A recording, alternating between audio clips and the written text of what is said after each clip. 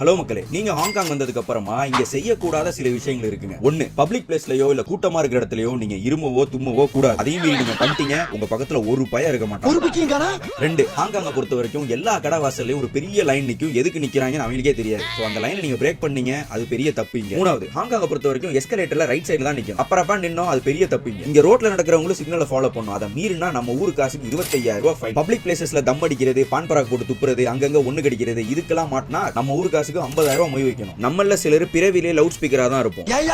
ஆனா இங்க சின்ன இடங்கள்லயோ இல்ல பப்ளிக் டிரான்ஸ்போர்ட்லயோ தொண்டையை திறக்க கூடாது. அட இவ்வளவு ஏங்க, ஓடுற பஸ்ல டிரைவர்ட்டே இங்க பேசக்கூடாதுங்க. ஹாங்காங்ல அதிகபட்சமா பறவைகள் மூலமாவும் பன்றிகள் மூலமாவும் குரங்குகள் மூலமாவும் நோய் பரவுறதுனால இதுக்கு ஆசையா தீனி போட்டாலும் உங்களுக்கு ஆப்பு தான். நம்ம ஊரு காசுக்கு 15,000 ரூபாய் ஃபைன் கட்டணும். இது என்ன பிரமாதம்?